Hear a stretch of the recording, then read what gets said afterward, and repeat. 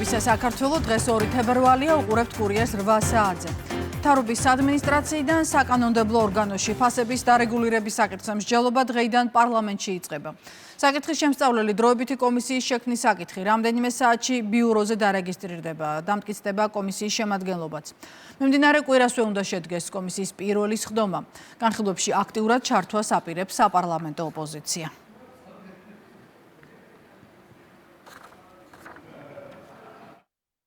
ის რომ დღეობით პროდუქტებზე, მედიკამენტებზე და სხვა სერვისებზე არის ფასები გაზრდილი, ეს არის ფაქტი და ამაზე ჩვენი პოლიტიკური ძალა ძალიან ბევრს საუბრობთ. რა თქმა უნდა, ვიქნებით წარმოდგენილები საპარლამენტო კომისიაში, სადაც ძალიან ვიაქტიურებთ ამ მიმართულებით, იმისთვის რომ შედეგიანი იყოს ეს ყველაფერი. კომისია ფაქტიურად მიმდინარე კვირაში დაიწყებს მუშაობას და მაქსიმალურად შეეცდება, რომ მოხდეს ფასების დარეგულირება.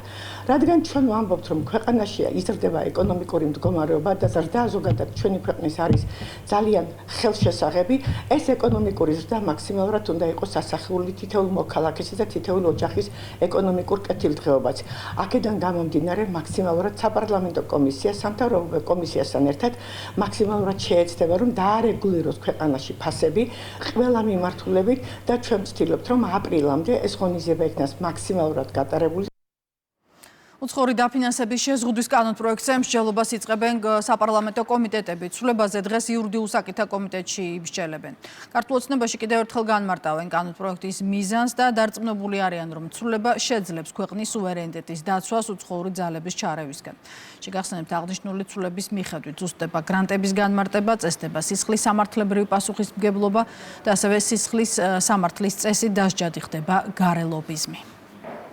როდესაც ხედავ, რომ შენ ქვეყანაში გარედან უნდათ რომ ზიანი მიაყენონ და ზოგადად შენ სუვერენიტეტს უნდა შეეხონ, ამიტომ სახელმწიფომ თავის კონსტიტუციურ ფარგლებში უნდა აუცილებლად იმოქმედოს და დაიცვას თავისი ქვეყანა. ამიტომ ზუსტად ეს კანონიც ამას ემსახურება, რომ ის ხრელები, რაც არსებობს, რითიც უნდათ ამ თანხებით, ამ დაფინანსებით, შემდეგ ამათმა გამოიყენონ ეს თანხები ზუსტად ამ მიზნებისთვის, რა თქმა უნდა, ქართველი ხალხის და სახელმწიფოს წინააღმდეგ უნდა სახელმწიფომ აღკვეთოს ყოველთვის.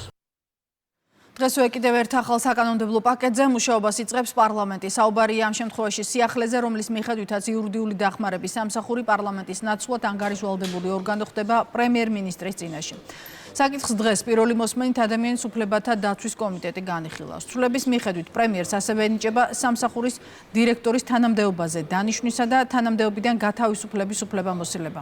გარდა ამისა, იცვლება სამსახურის მმართველი ორგანოს იურიდიული დახმარების საბჭოს დაკომპლექტების მოდელი. ინიციატივის ავტორები ამტკიცებენ, რომ ცვლილებები იურიდიული დახმარების სამსახურის საქმიანობისა და მისი მონიტორინგის ეფექტურობას გაზრდიან. თბილისის სახელმწიფო და ტექნიკური უნივერსიტეტების გაერთიანება ერთ-ერთ ყველაზე განხილვა თემად რჩება. მმართველი გუნდი კიდევ ერთხელ განმარტავს, რომ ინიციატივის მიზანი განათლების ხარისხის გაუმჯობესებაა. ითქვა ასევე, რომ აუცილებლად შენარჩუნდება აკადემიური და ადმინისტრაციული პერსონალი.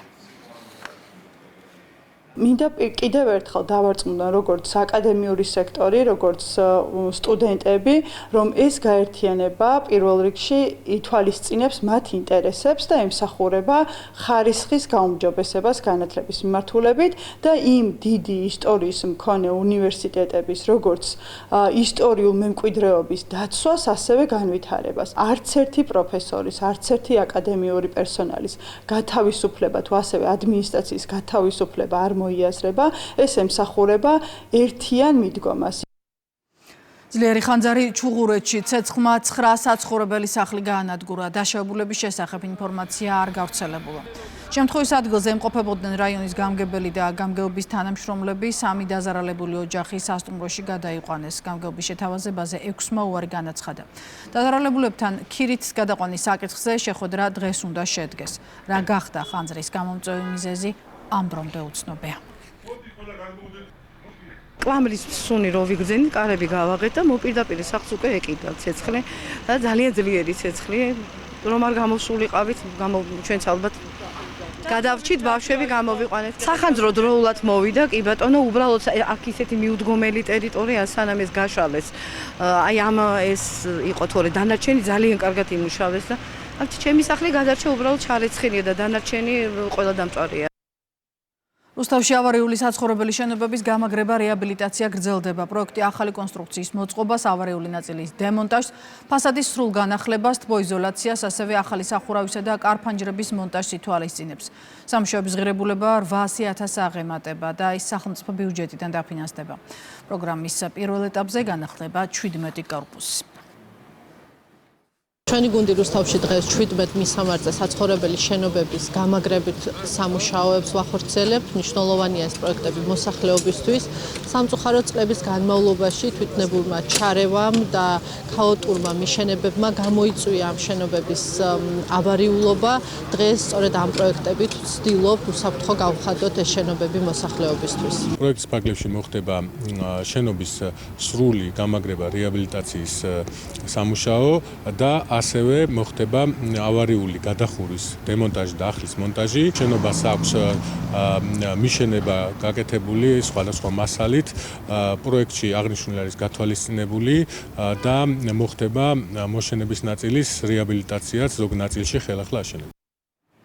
ზუგდიდი ჯვარი მესტია ლაზდილის ავტომობილო გზაზე მოძრაობა ორმხრივად აღდგენილია. ინფორმაციას საავტომობილო გზების დეპარტამენტი ავრცელებს. აღნიშნული გზის 63 კილომეტრზე სოფელ ციცხვართან მიწის მასა ჩამოიშალა, რის გამოც გადაადგილება ყველანაირი ტრანსპორტისთვის რამდენიმე საათის განმავლობაში აკრძალული იყო. პრობლემა ამჟამად უკვე მოგვარებულია. 12 დაღუპული და 16 დაშავებული რუსეთის ძალებმა დნეპროპეტროვსკის ოლქის ქალაქ ტერნოვკაში ერთ-ერთი საწარმოს მიკროავტობუსს დრონით დაარტყეს. აფეთქება მაშინ მოხდა, როდესაც მოქალაქეები სამსახურის შემდეგ სახლებში ბრუნდებოდნენ. თავდასხმის სამიზნე გახდა ზაპოროჟიეს, ხარკოვისა და სუმის ოლქებიც. მიმდინარეობს სახანძრო სამაშველო ოპერაციები, არიან დაშავებულები. -21 გრადუსია კიევში და ამ პირობებში 700 მრავალსართულიანი კორპუსი კვლავ გათბობის გარეშე რჩება. რთული ვითარება ამ კუთხით ოდესაშიც. ქალაქის ათასობით მაცხოვრებელს ელექტროენერგია არ აქვს.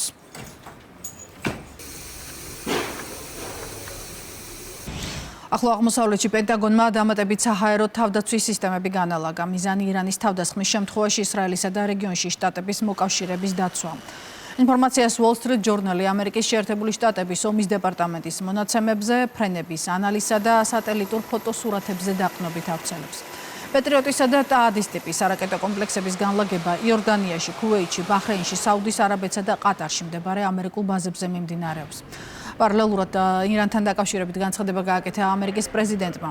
დონალდ ტრამპი ამბობს, რომ ამერიკის სამხედრო ხომალდები ირანთან ახლოს იმყოფებიან. შეტაკებები იყო იტალიაში ქალაქ ტურინში. დემონსტრანტებსა და სამართალდამცველებს შორის აქციის მონაწილეები პოლიციას ქვებს, სხვადასხვა საგნებსა და პიროტექნიკას ესროდნენ. ძალოვანებმა სპეციალური საშუალებები, ცრემლსადენი აირი და წყლის ჭავლი გამოიყენეს. დაშავდა 100-მდე სამართალდამცველი. დაშავებული პოლიციელები მოინახულა იტალიის პრემიერ-მინისტრმა ჯორჯია მელონმა. მომიტინგეებს ორგანიზებული კრიმინალები უწოდა და თქვა, რომ ეს არ იყო პროტესტი და ამას მკვლელობის მცდელობა ჰქვია. მოსახლეობის ნაწილის ქუჩაში გამოსვლის მიზეზად სოციალური ცენტრის დახურვის გადაწყვეტილება სახელდება. ეს იყო დღეს კურიერის პირველი გამოშვება. მე 9-მდე უნდა დაგემშვიდობოთ. დროებით.